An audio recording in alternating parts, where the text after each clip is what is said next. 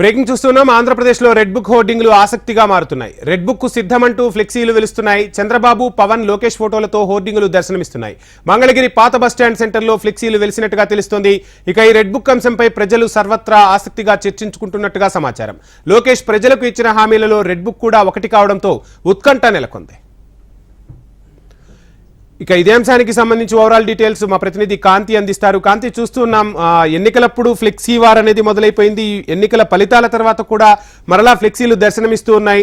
Red book కు సిద్ధమా అంటూ ఫ్లెక్సీలు వెలిసినట్టుగా తెలుస్తుంది. ఓవరాల్ డీటెయిల్స్ ఏంటి?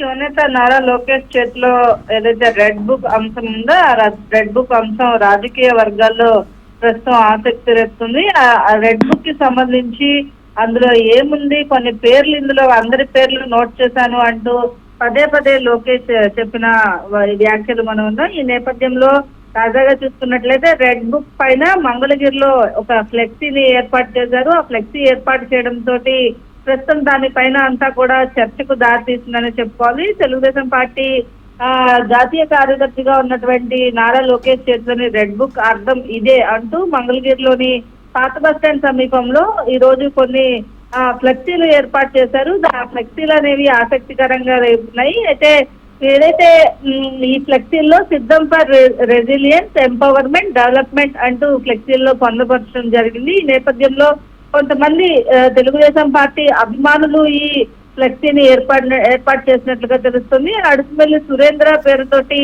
ఈ ఫ్లెక్సీలను ఏర్పాటు చేశారు. ఈ నేపథ్యంలో ఈ ఫ్లెక్సీల విషయంలో కొంత కలకలం రేగుతోంది. అందరూ కూడా ఆసక్తిగా రోడ్ల పైన వెళ్లేవారు కూడా దీనిని ఆసక్తిగా గమనిస్తున్న పరిస్థితి ఉంది.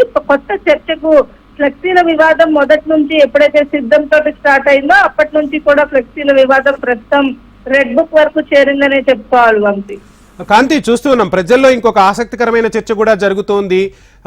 చంద్రబాబు నాయుడు, నితీష్ కుమార్ కేంద్రంలో సర్కారు ఏర్పాటులో కీలకం కాబోతున్నారు. ఈ నేపథ్యంలో తెలుగు రాష్ట్రాలకు, అంటే గతంలో రావాల్సినన్ని నిధులు తెలుగు రాష్ట్రాలకు రాలేదు. ఈసారి ఖచ్చితంగా ఆ నిధులను సేకరించే పని చంద్రబాబు తన భుజస్కంధాలపై వేసుకుంటారు. రెండు తెలుగు రాష్ట్రాలకు సంబంధించి కూడా న్యాయం జరుగుతుంది అని పొలిటికల్ సర్కిల్స్ లో పెద్ద ఎత్తున చర్చ జరుగుతుంది. దీనికి సంబంధించి అప్డేట్స్ ఏంటి?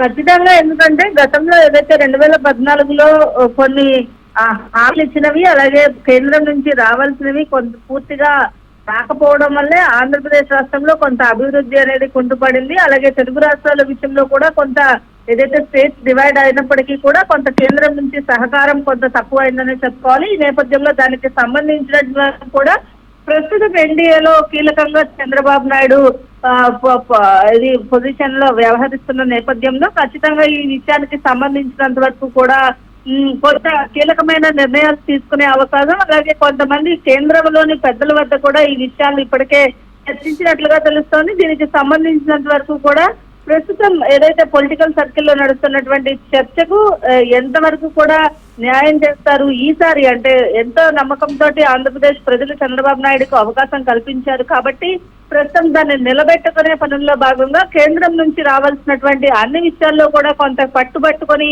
సాధించే పరిస్థితే ఉన్నట్లుగా కనిపిస్తోంది. ఈ నేపథ్యంలో చంద్రబాబు నాయుడు నిన్న ఢిల్లీకి వెళ్లారు. ఈ రేపు కూడా మరొకసారి ఢిల్లీకి వెళ్లే అవకాశం ఉన్న నేపథ్యంలో దీనికి సంబంధించి మరొకసారి ఢిల్లీ పెద్దలతో చర్చించే అవకాశం కనిపిస్తా ఉంది. Vamshi, thank you Kanthi.